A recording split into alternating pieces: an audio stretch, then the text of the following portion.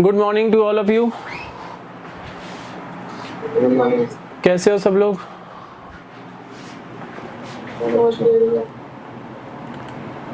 तबीयत अपनी ठीक रखो बेटा, गला खराब मत होने दो। वरुण बोल रहा था उसका गला खराब है। जैसे ही आपको ये फीलिंग आया कि आपके बॉडी में कफ है या आपको सर्दी लग रही है, जुकाम है, इमीडिएटली ट्रीटमेंट स्टार्ट करो। बिल्कुल आप लोगों को लापरवाही नहीं बरतनी है अपने हेल्थ से रिलेटेड, ठीक है ना? ध्यान रखोगे ना सब अपना? Yes sir. तो कल हम थे पेज नंबर 7.8 पर। 7.8 पे हमारा लास्ट टॉपिक बचा हुआ था disadvantages of double entry system, और इसी टॉपिक के ऊपर एक पॉपुलर क्वेश्चन बनता है, लेकिन वहां पे वो डिसएडवांटेजेस नहीं लिखते, वहां पे बोलते हैं specify the limitations of double entry system. Limitations of double entry system.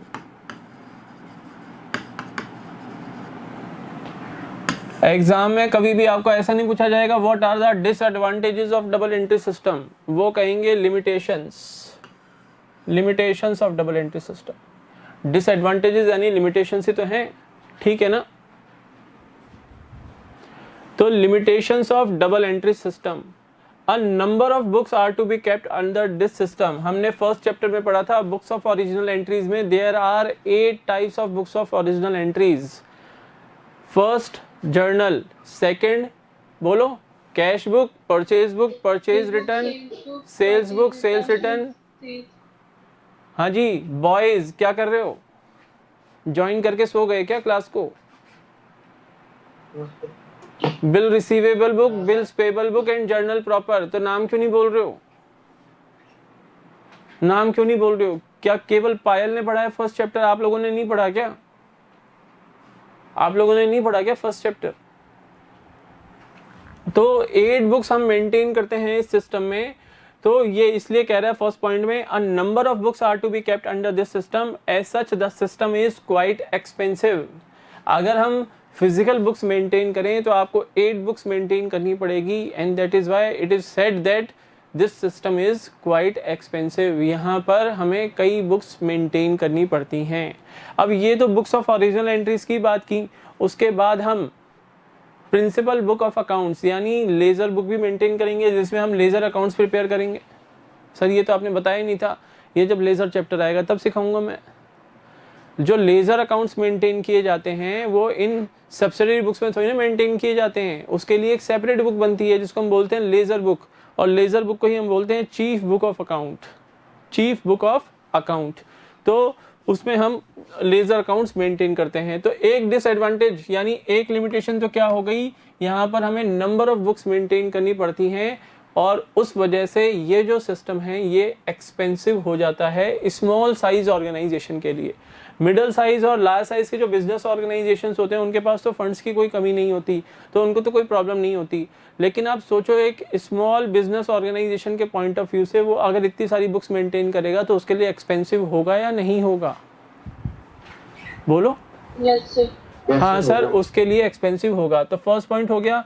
Second point देखो, it is quite difficult to apply the rules of debit and credit. Proper education, practical knowledge and training is required in order to have command over the rules of double entry system। यानी a person having limited knowledge of this system, यहाँ पर आपको specific knowledge होनी चाहिए, specialised knowledge यहाँ पर required है। इन rules को अप्लाई करना हर किसी के बस की बात नहीं है। जिस पर्सन को प्रॉपर नॉलेज होगी, केवल नॉलेज होना, बुक में से पढ़ लिया, that is not sufficient.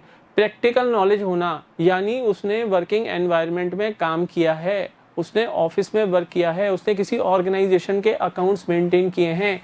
Only that person can apply these rules. Only that person can apply these rules. आपने केवल बुक में पढ़ लिया और आप कहो कि मुझे डबल एंट्री सिस्टम की प्रॉपर नॉलेज है, नो। जब आप प्रैक्टिकल वर्क करोगे तब आपको अलग ही एनवायरनमेंट मिलेगा वहाँ पर। तो उस एनवायरनमेंट में वही पर्सन काम कर सकता है जिसके पास प्रैक्टिकल नॉलेज है। तो सर एक फ्रेशर कैसे काम करता होगा? फ्रेशर जब जाता है किसी ऑर्गेनाइजेशन में वर्क करने के लिए, जॉब लगती है, तो वहां पर उसके सीनियर्स उसको सिखाते हैं, जो चीजें उसको समझ में नहीं आती वो सीनियर्स की हेल्प लेता है। ठीक है, बात समझ में आ रही है? Yes sir. Third point, only the arithmetical accuracy of the accounts is checked by preparing a trial balance under the double entry system. Following types of errors are not disclosed under the system. Third point very important. Sir क्यों इतना important क्यों है? क्योंकि ये बता रहा है कि अंडर डबल एंट्री सिस्टम केवल बुक्स ऑफ अकाउंट्स की आप अर्थमेटिकल एक्यूरेसी चेक कर सकते हो कि arithmetically are books of accounts are correct or not. अगर हम ट्रायल बैलेंस प्रिपेयर करें और ट्रायल बैलेंस में जो debit column and credit columns होते हैं उनका अगर टोटल इक्वल हो जाए तो you can say that arithmetically are books of accounts are correct, but still there may be some errors in our books of accounts, जो कि डबल एंट्री सिस्टम भी डिटेक्ट नहीं कर पाता। यानी वो एरर्स डबल एंट्री सिस्टम में होना भी पॉसिबल है और ये सिस्टम उस चीज को डिटेक्ट नहीं कर पाता। ये तो केवल तभी पॉसिबल है जब अकाउंटेंट बिल्कुल अलर्ट रहे while डूइंग हिज और हर वर्क। तो ये कौन सी एरर्स हैं? इन्हीं एरर्स को हमें एक्सप्लेन करना था, मुझे आप लोगों को एक्सप्लेन करना था। इसीलिए कल की क्लास में ये 5 मिनट में पॉसिबल नहीं था, क्योंकि मैं एग्जांपल दूंगा इन एरर्स के आपको, तब आपको ये चीज़ें समझ में आएंगी कि हाँ सर ये चीज़ें तो डबल एंट्री सिस्टम में होना भी पॉसिबल है। डबल एंट्री सिस्टम भी इन एरर्स को कमिट होने से रोक नहीं सकता। यानी इस सिस्टम की भी वीकनेसेस हैं,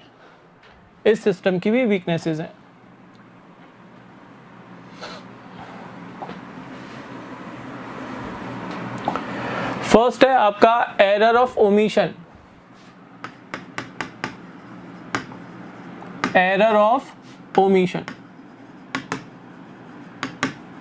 ओमिशन का मीनिंग तो पता होगा, ओमिशन का मतलब क्या होता है? बोलो। भूलना है, किसी चीज को छोड़ देना। वेरी गुड, ओमिशन मीन्स भूलना। यानी ओमिशन मीन्स भूलना।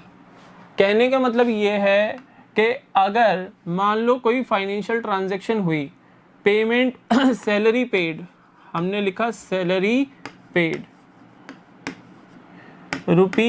₹5000। अब ये फाइनेंशियल ट्रांजैक्शन है, इसको आप मॉनेटरी टर्म्स में मेजर कर सकते हो, यस और नो? Yes sir. हाँ सर, ये फाइनेंशियल ट्रांजैक्शन है, इसको हम मॉनेटरी टर्म्स में मेजर कर सकते हैं। 5000 मेजर कर लेंगे हम इसको, 5000 से हमें एंट्री पास करनी है। अब आप एंट्री पास करोगे तो एंट्री क्या होगी? सैलरी अकाउंट डेबिट 5000, क्योंकि हमें सैलरीज बुक करनी है। नॉमिनल अकाउंट कहता है कि debit all expenses and losses, और रियल अकाउंट कहता है कि अगर किसी भी असेट के अंदर कमी होती है तो credit what goes out to cash account. ये रियल अकाउंट्स के रूल कहते हैं, क्रेडिट व्हाट गोज आउट। ये एंट्री पास होगी, यस और नो? समझ में आ रही है एंट्री? Yes sir. मुझे बताओ, अगर हम इस फाइनेंशियल ट्रांजैक्शन से रिलेटेड ये जो एंट्री है, अगर बीइंग एन अकाउंटेंट आप इस एंट्री को करना भूल जाओ, फाइनेंशियल ट्रांजैक्शन तो हो गई बुक्स के अंदर, लेकिन हमने एंट्री कंप्लीटली ही पास नहीं की। ना तो हमने सैलरी अकाउंट डेबिट किया, ना ही कैश अकाउंट क्रेडिट किया, तो बताओ एरर कमिट हुई या नहीं हुई? हुई। बेटा मान लो, ये देखो मैं तुम्हें ट्रायल बैलेंस का फॉर्मेट थोड़ा सा हल्का सा दिखा देता हूँ। ट्रायल बैलेंस में ये होते हैं नेम ऑफ अकाउंट्स, एक कॉलम तो ये बोलता है नेम ऑफ अकाउंट्स, ठीक है ना। यहाँ पर ये होता है डेबिट कॉलम और ये होता है क्रेडिट कॉलम, और यहाँ पे हम रुपीज़ लिख देते हैं। मान लो कैपिटल अकाउंट है, कैपिटल अकाउंट का क्रेडिट बैलेंस होगा ना, तो 1 लाख रुपीज़ हम क्रेडिट कॉलम में लिख देंगे। कोई बिल्डिंग अकाउंट है, बिल्डिंग अकाउंट का डेबिट बैलेंस होगा, क्योंकि असेट होती है, बिल्डिंग असेट होती है, बिल्डिंग अकाउंट का डेबिट बैलेंस होगा। तो मान लो 80,000 की बिल्डिंग थी, हमने 80,000 डेबिट कॉलम में लिख दिए। तो एंड में जाके क्या होगा, यहाँ पर डिफरेंट अकाउंट्स के हम बैलेंसेस लिखेंगे, और एट द एंड जिस डेट पे हम ट्रायल बैलेंस बना रहे हैं उस डेट पे जब हम डेबिट और क्रेडिट कॉलम का टोटल लगाएंगे तो ये टोटल हमेशा इक्वल आएगा। यानी यहाँ भी 1 लाख टोटल आना चाहिए, और यहाँ भी 1 लाख टोटल आना चाहिए। सर ये तो 80,000 ही है। अरे अदर अकाउंट्स भी तो आएंगे यहाँ पर, अदर अकाउंट्स भी तो आएंगे। तो मान लो टोटल आ रहा है 1 लाख रुपीज़। अब अगर मैंने ये जो ट्रांजैक्शन हुई है इसका इफेक्ट, इसकी एंट्री ही हमने पास नहीं की, तो ना तो सैलरी अकाउंट का बैलेंस यहाँ पर आएगा ट्रायल बैलेंस में, और ना ही कैश अकाउंट का बैलेंस आएगा ट्रायल बैलेंस में। यस और नो? Yes sir. तो ना तो आपका सैलरी अकाउंट डेबिट हुआ, अगर आपने डेबिट किया होता तो डेबिट कॉलम में सैलरी का भी अमाउंट आता 5,000, और ना ही कैश अकाउंट आपने क्रेडिट किया, तो कैश अकाउंट आपका 5,000 से डाउन हुआ ही नहीं। तो दोनों साइड के टोटल तो फिर भी मैच हो जाएंगे, क्योंकि एक अकाउंट डेबिट हो रहा था और दूसरा अकाउंट क्रेडिट हो रहा था सेम अमाउंट से, तब भी आपका ट्रायल बैलेंस मैच कर जाएगा।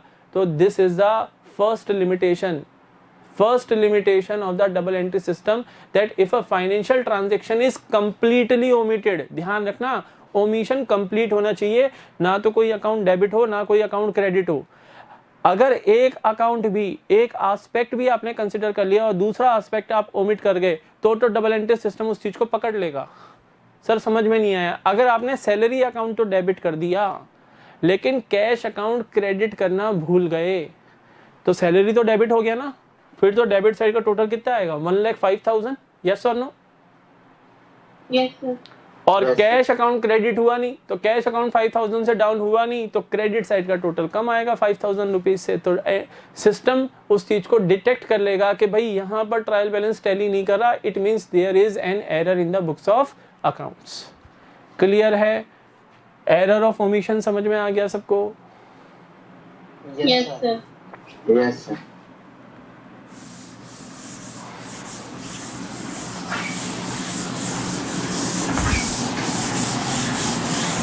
सेकंड है एरर ऑफ कमीशन।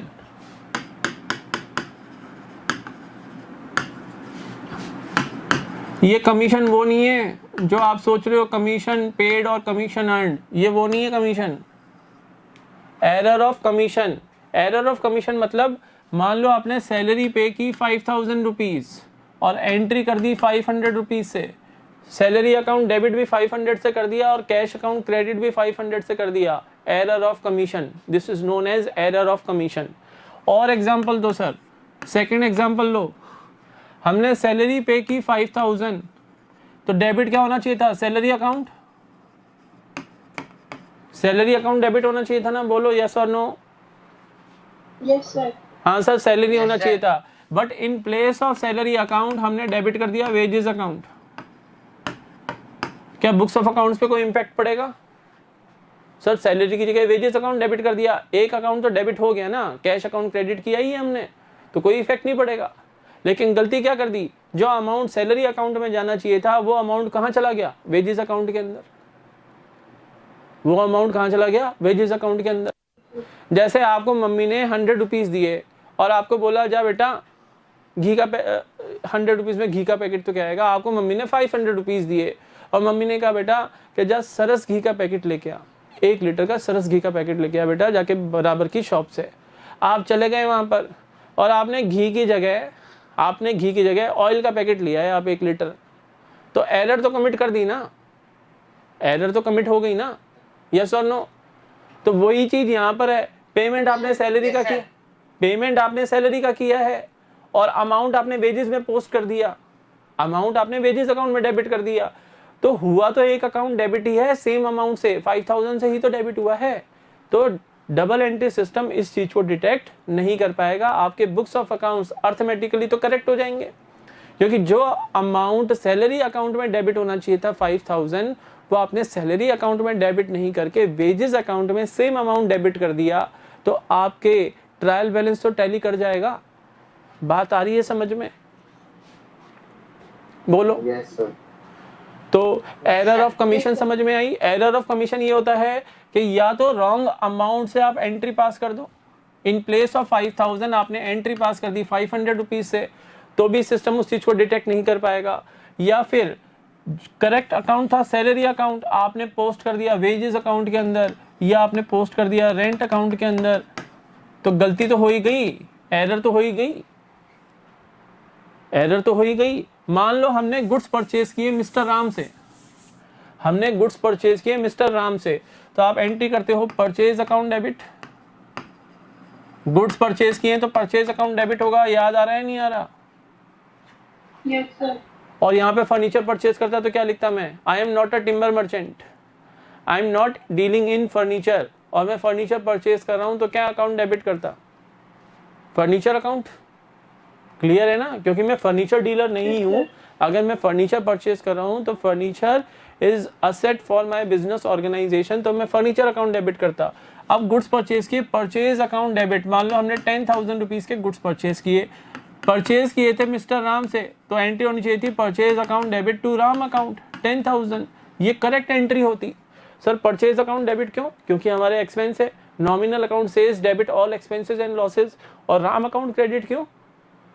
क्योंकि राम कौन है, सप्लायर, और according to the personal account rule is debit the receiver and credit the giver. Ram is the giver of the goods, so Ram account will be credited by ₹10,000। अब accountant पता नहीं कौन से दुनिया में था, घर से परेशान होके आया था ऑफिस में, तो उसने राम की जगह श्याम अकाउंट लिख दिया। क्या डबल एंट्री सिस्टम इस चीज को डिटेक्ट कर पाएगा? क्या आंसर इज नो। ये गलती कब पकड़ में आएगी, ये गलती कब पकड़ में आएगी? जब राम हमारे ऑफिस में आएगा और कहेगा भैया 5,000 रुपीज मुझे ड्यू हैं, 1 महीने पहले माल बेचा था, 1 महीने का क्रेडिट पीरियड दिया था, आज मेरे पेमेंट की ड्यू डेट है, पेमेंट दो मुझे 10,000 रुपए। फिर अकाउंटेंट लेजर अकाउंट चेक करेगा कि भाई मिस्टर राम को कुछ अमाउंट ड्यू है क्या। अब अकाउंटेंट देखेगा तो राम अकाउंट होगा तो ड्यू बताएगा ना, अकाउंट तो उसने शाम का खोल लिया, अकाउंट तो उसने शाम का खोल लिया। अब जो हमारा अकाउंटेंट है वो कहता है आपके नाम से तो हमने आपसे तो कोई गुड्स ही परचेज नहीं की, कहाँ से मुंह उठा के आगे पैसे मांगने हमारे ऑफिस में 10,000 रुपए। तो राम कहेगा भाई इस डेट के ऊपर आपने गुड्स परचेज किए थे, बिल चेक कर लो, आपको इनवॉइस जनरेट करके दिया था मैंने, आपको मैंने इनवॉइस जनरेट करके दिया था, चेक करो आप अपनी फाइल के अंदर। अब कोई पर्सन इतनी कॉन्फिडेंटली कह रहा है तो अकाउंटेंट की ड्यूटी है या नहीं है, वो बिल चेक करेगा फाइल के अंदर। It is the duty of the accountant. अगर वो पूरे कॉन्फिडेंस के साथ कह रहा है कि भाई मेरे को पैसे लेने हैं आपसे और आज ड्यू डेट है, आपको देने पड़ेंगे, आप चेक कर लो प्लीज। अगर इतना रेस्पेक्टफुली और पूरे कॉन्फिडेंस के साथ कोई पर्सन कह रहा है तो it is the duty of our accountant to check the bill file. Bill जब हमने चेक किए फाइल ओपन करके तो वहां पे वो बिल मिल गया जो मिस्टर राम ने जनरेट करके दिया था हमें इनवॉइस, उसने इनवॉइस जनरेट करके दिया था, हमारे लिए बिल है। सर ये इनवॉइस और बिल क्या होते हैं? बस नेक्स्ट चैप्टर उसी के ऊपर ही है बेटा, नेक्स्ट चैप्टर उसी के ऊपर है। अच्छा मुझे बताओ, तुम्हें श्योर्स डॉक्यूमेंट्स ऑफ अकाउंट्स करा के जो नेक्स्ट चैप्टर है, थ्योरी चैप्टर है वो भी, और मुश्किल से 3-4 दिन का लेक्चर में खत्म हो जाएगा, चैप्टर ओवर हो जाएगा। उसके बाद अगेन थ्योरी चैप्टर ही स्टार्ट करूं या प्रैक्टिकल पोर्शन स्टार्ट करूं? अगर थ्योरी से बोर हो गए हो तो प्रैक्टिकल पोर्शन स्टार्ट कर लूं? सर अभी थ्योरी पढ़ा लो, प्रैक्टिकल के बाद में पढ़ा लेंगे। अभी थ्योरी पढ़ा लूं? कौन बच्चा बोल रहा है, नाम बताओ अपना। अंशुल। अंशुल। और अदर स्टूडेंट्स? थ्योरी कंप्लीट कर लें फिर पहले। Yes sir. किसी को कोई प्रॉब्लम तो नहीं है, कोई बोर तो नहीं हो रहा है ना थ्योरी से? क्योंकि लगातार हमारे कंटिन्यूअसली एक चैप्टर आया था अकाउंटिंग इक्वेशन जो हमारा प्रैक्टिकल चैप्टर था, बाकी सब थ्योरी पढ़ी अभी हमने। तो अभी हमारे पास इसके बाद जो नेक्स्ट चैप्टर है श्योर्स डॉक्यूमेंट्स, उसके अलावा 2 चैप्टर्स और हैं थ्योरी के, 2 चैप्टर्स और हैं। और अगर आप एग्री कर जाते हो कि सर थ्योरी पहले करा दो, तो आप लोगों का अकाउंट्स का पेपर है 27 को, है ना, यूनिट टेस्ट। Yes sir. तो तब तक तुम्हारा थ्योरी पोर्शन पूरा कंप्लीट हो जाएगा। तो उसमें क्या है, आपको एक बेनिफिट तो ये मिल जाएगा कि जैसे अगर हम प्रैक्टिकल पोर्शन स्टार्ट करते हैं तो आपको प्रैक्टिकल क्वेश्चंस की प्रैक्टिस करनी पड़ेगी, वो तो करनी पड़ेगी। और थ्योरी में यह है कि आपको केवल कॉन्सेप्ट को समझना है, वहाँ पे कोई प्रैक्टिकल क्वेश्चंस तो नहीं होंगे। तो आई थिंक थ्योरी कंप्लीट कर लो, उसके बाद तुम्हारे यूनिट टेस्ट के बाद फिर हम प्रैक्टिकल पोर्शन कंटिन्यूअसली, फिर तो प्रैक्टिकल पोर्शन आएगा, कोई थ्योरी पोर्शन नहीं आएगा फिर। ठीक है? तो फिर स्कूल भी खुल जाएंगे सर इससे? नहीं बेटा, अभी कहाँ से खुलेंगे स्कूल, गवर्नमेंट ने अभी गाइडलाइंस दे दी, स्कूल कॉलेजेस कोचिंग सेंटर सब बंद रहेंगे अभी। तो अभी हम बात क्या कर रहे थे, मिस्टर राम ने कहा बिल चेक कर लो, तो हमारे अकाउंटेंट ने बिल बुक ओपन की, बिल फाइल ओपन की और उसमें चेक किया तो वो बोला हे भगवान ये कौन श्याम लिख दिया, यहाँ तो राम आना चाहिए था, और मिस्टर राम को उसने 10,000 का पेमेंट कर दिया। तो इस टाइप से ये एरर पकड़ में आ सकती है, लेकिन double entry system find out नहीं कर पाएगा इस चीज को, क्योंकि राम की जगह हमने श्याम का अकाउंट क्रेडिट कर दिया तो ट्रायल बैलेंस तो टैली कर जाएगा, लेकिन एरर तो अभी भी बुक्स के अंदर है। बोलो बात समझ में आ गई? Yes sir. तो ये होती Yes, sir. ये होती है एरर ऑफ कमीशन, इसको बोलते हैं error of commission. Next is error of principal.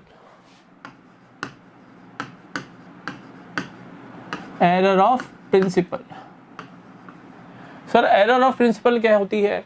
जैसे अगर मैं कहूं salary paid to X, X हमारा कौन है? एम्प्लॉय।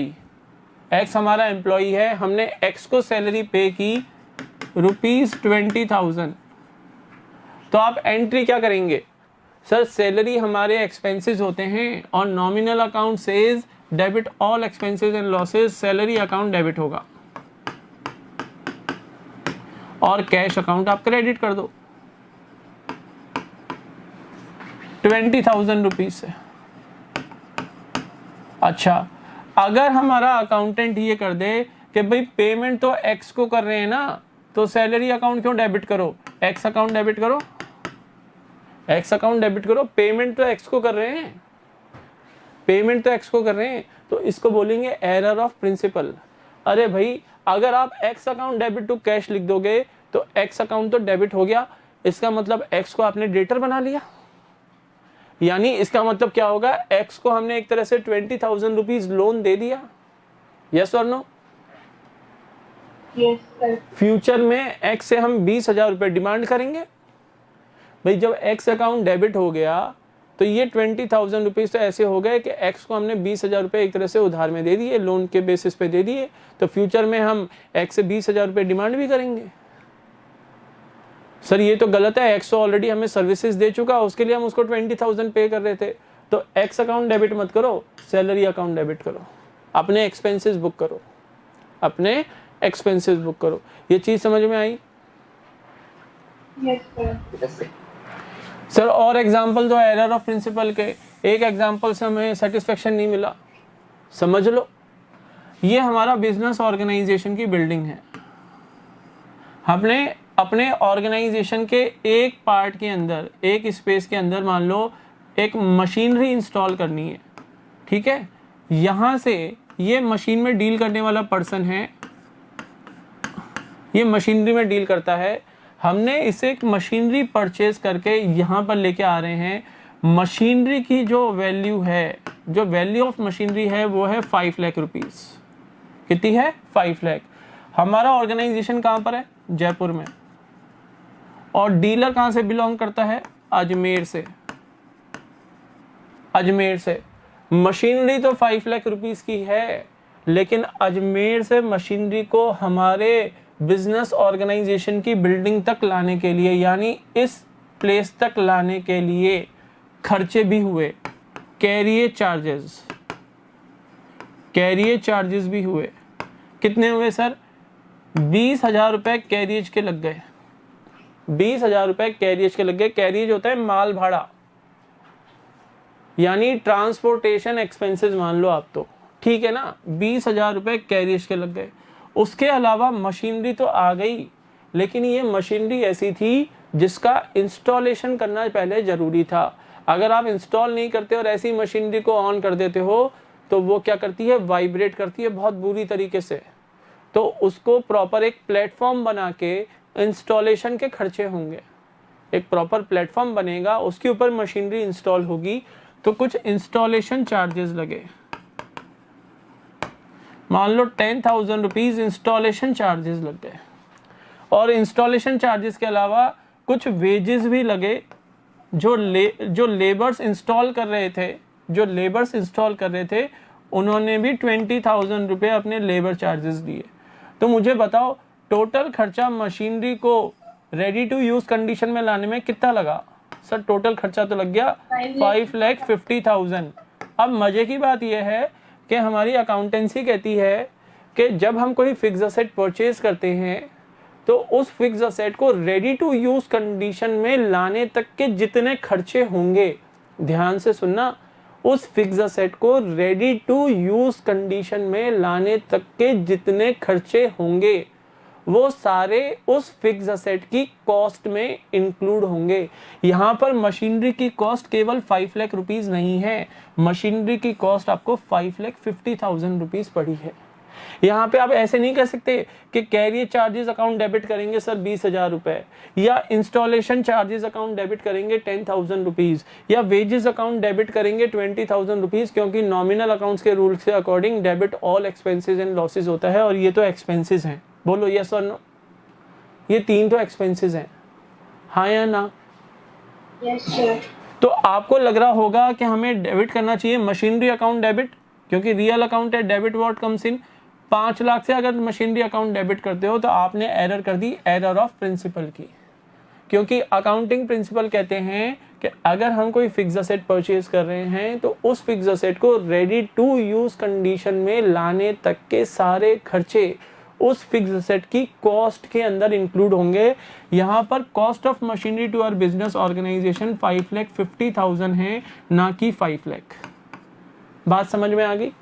तो अगर अकाउंटेंट हमारा कर देता है machinery account debit 5 lakh, carrier charges account debit 20,000, installation charges account debit 10,000, wages account debit 20,000, to bank account 5,50,000, तो गलत है।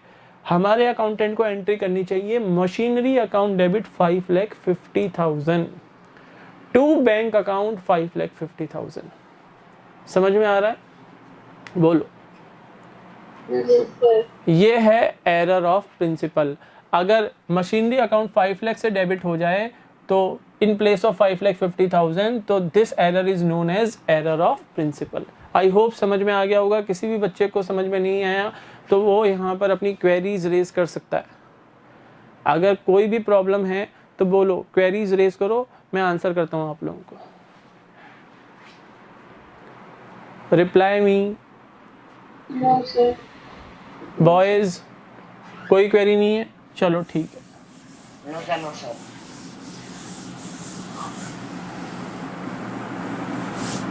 लास्ट एरर है एरर ऑफ कॉम्पनसेटिंग एरर्स बोलते हैं उनको, कॉम्पनसेटिंग एरर्स।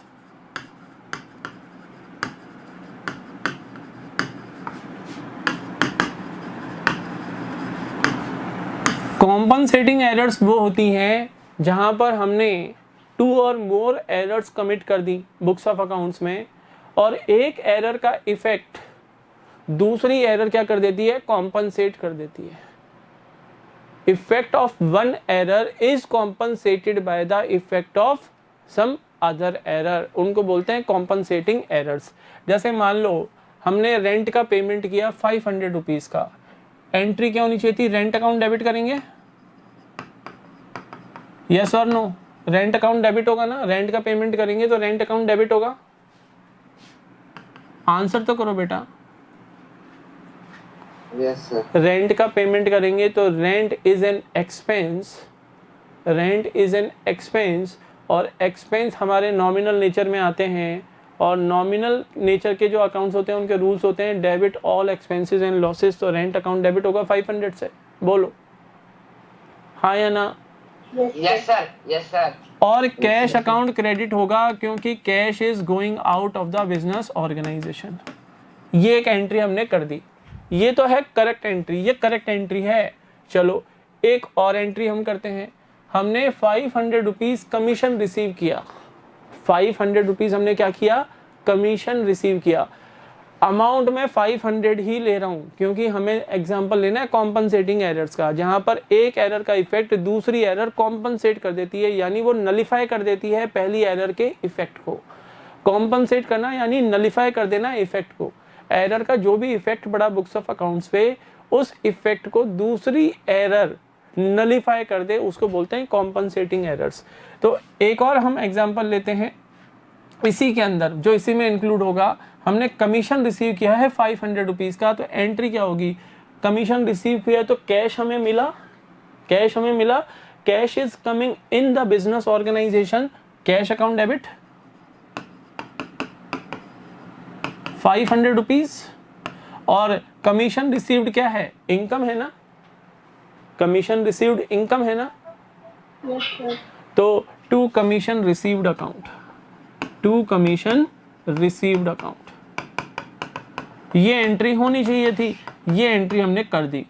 अब मान लो हमारे अकाउंटेंट ने मिस्टेक की, सर क्या किया, उसने यहाँ पर रेंट अकाउंट डेबिट नहीं किया, ये नहीं किया उसने, कैश अकाउंट तो क्रेडिट कर दिया, रेंट अकाउंट डेबिट नहीं किया, तो पहली एरर यहाँ पर होगी, बोलो, ये पहली एरर उसने कर दी। Yes sir. Yes sir. फिर उसी अकाउंटेंट ने क्या किया, यहां पर जब कमीशन रिसीव कर रहे थे तो कैश अकाउंट तो डेबिट कर दिया, लेकिन कमीशन रिसीव्ड अकाउंट क्रेडिट नहीं किया, ये दूसरी एरर करी उसने। सर कैश अकाउंट में गलती क्यों नहीं कर रहा, आप सोचो, आप अगर किसी ऑर्गेनाइजेशन के कैशियर हो और मान लो जब आप सुबह ऑर्गेनाइजेशन में आपने ऑफिस में एंटर किया और आपके कैश बॉक्स में 1 लाख रुपए पड़ा था, आपने काउंट करके देख लिया, हाँ भाई 1 लाख रुपए है। ड्यूरिंग द होल डे जो आपके वर्किंग आवर्स थे, जितनी भी ट्रांजेक्शन्स हुई कैश में, कोई ऐड की, कोई लेस की, कोई ऐड की, कोई लेस की, कोई ऐड की, कोई लेस की, तो इन ट्रांजेक्शन का जो इफेक्ट होगा कैश बॉक्स पे, उस इफेक्ट के बाद आपका क्लोजिंग बैलेंस होना चाहिए 2 लाख रुपीज़। अगर 2 लाख रुपीज़ है, अगर 2 लाख रुपीज़ है तो आप जो भी आपके ड्यूटी आवर्स जब भी ख़त्म होते हैं 5 बजे अपना कैश बॉक्स को लगाओ लॉक और सिग्नेचर करो रजिस्टर में और अपने घर चले जाओ। लेकिन अगर 2 लाख रुपीज़ आपके कैश बॉक्स में नहीं है, मान लो कितने हैं 1,80,000, तो फिर 20,000 की एंट्री ढूंढो, 20,000 की एंट्री ढूंढो। अगर आपके पास 1,80,000 ही है तो ये 20,000 कम क्यों है, रीज़न फाइंड आउट करो, रीज़न फाइंड आउट करो। और अगर मान लो पैसे ज़्यादा हैं, 2,10,000 हैं पैसे, अगर पैसे 2,10,000 हैं,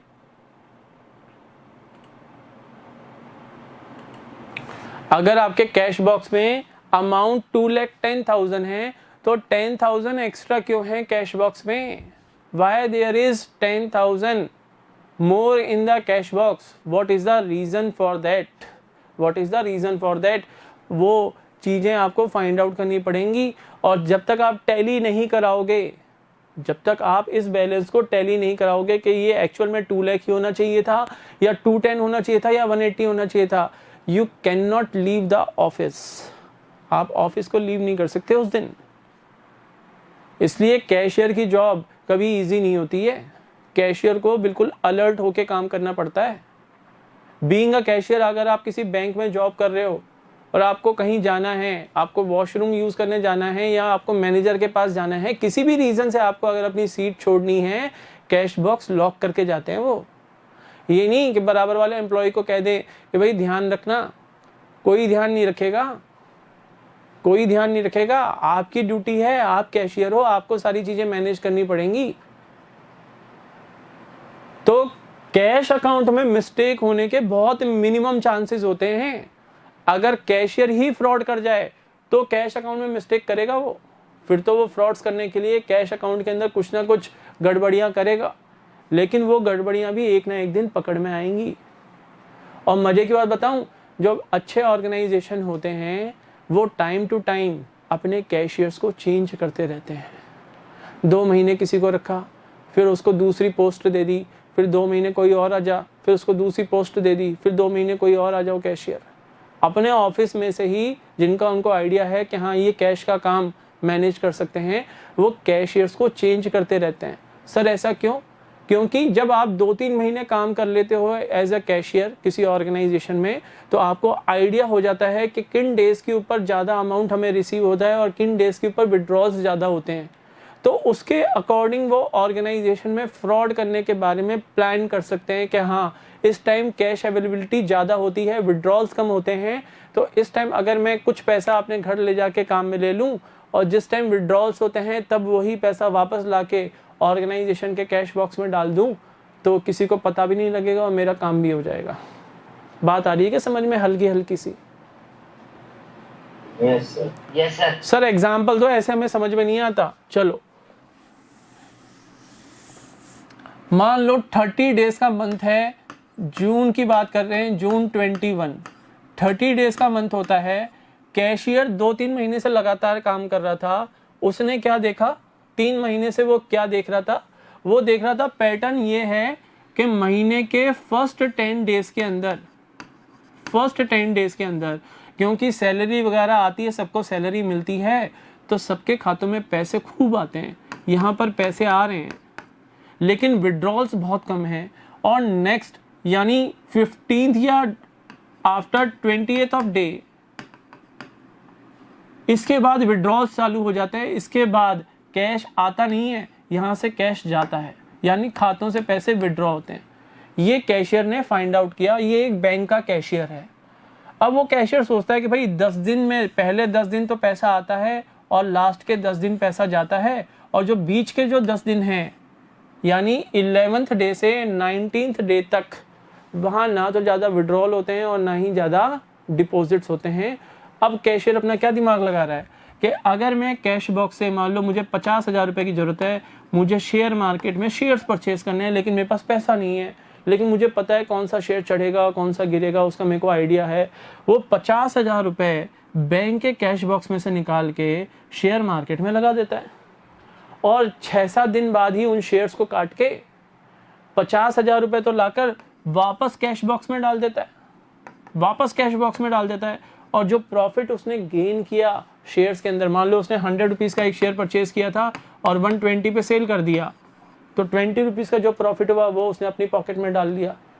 बोलो क्या वो सही काम कर रहा है बैंक के अंदर? क्या वो बैंक में सही काम कर रहा है?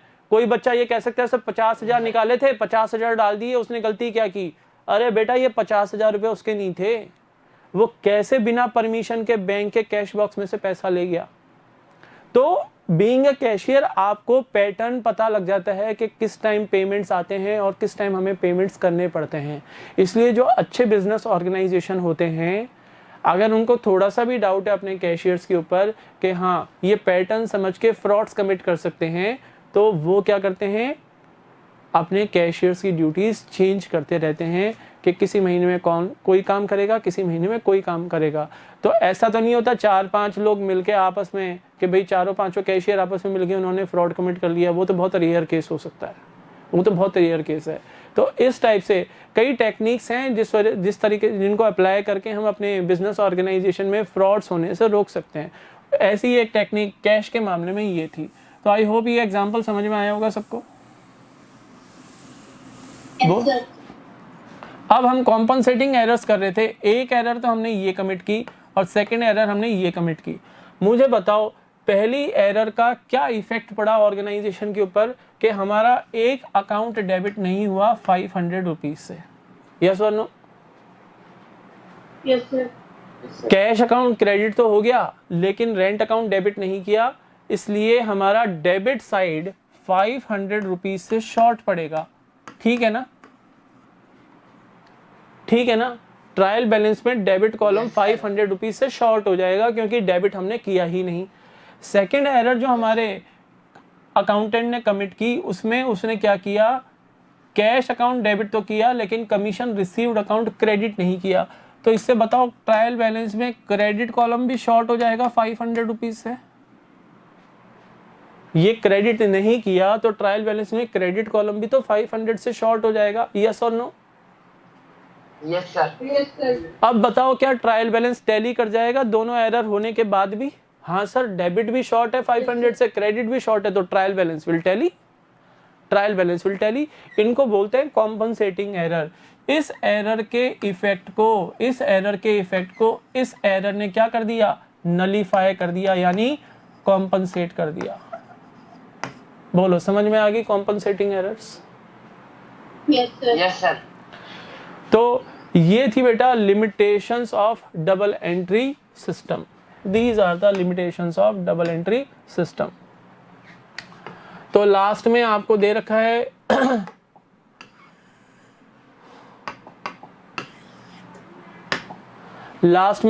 है कॉम्पनसेटिंग एरर्स। नेक्स्ट पेज के ऊपर लास्ट में वो कह रहा है, an analysis of the about disadvantages reveals that these arise due to the inefficiency and careless of the person responsible for making records in the books.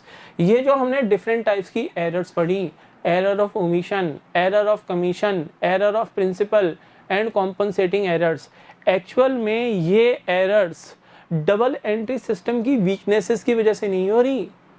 These errors are committed by the person who is responsible for maintaining the financial records of the business organization.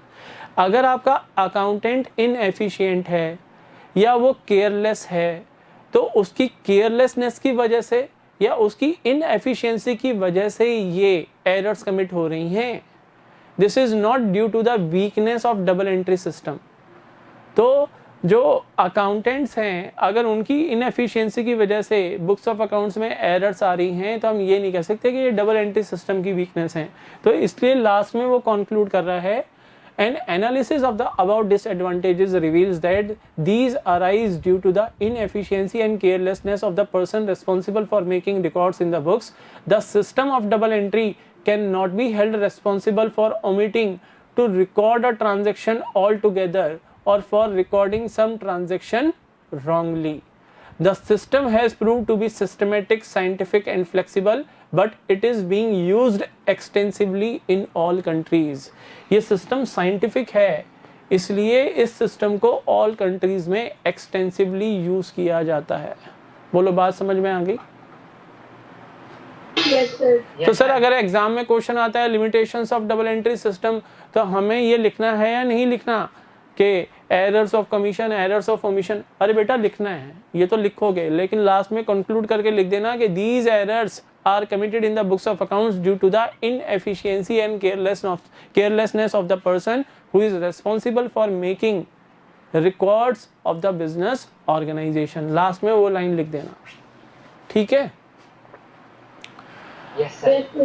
अब आपको करना क्या है, homework ले जाओ, class तो आपकी over होने वाली है. क्या करोगे आप? पेज नंबर 7.9 के ऊपर 7.9 के ऊपर आपको very short answer questions given है. यस और नो? Yes, sir. वहां से स्टार्ट करोगे और पेज नंबर 7.11 तक जितने भी क्वेश्चंस हैं ये आपको अपने होमवर्क रजिस्टर में यानी क्वेश्चन आंसर रजिस्टर्स में ये क्वेश्चंस करने हैं. अगर किसी क्वेश्चन में कोई क्वेरी हो, आपको लग रहा है आंसर गलत है, आपको कोई डाउट है, तो कल की क्लास में आप उस क्वेश्चन को टेकअप करोगे, मेरे सामने अपनी क्वेरीज रेज करोगे. और अगर कोई क्वेरीज नहीं होंगी तो कल हम नया चैप्टर स्टार्ट करेंगे, श्योर्स डॉक्यूमेंट्स ऑफ अकाउंटेंसी. ये हम कल नया चैप्टर स्टार्ट करेंगे. Okay students? Okay, sir. Yes, sir. Okay बेटा, have a nice day to all of you. Bye.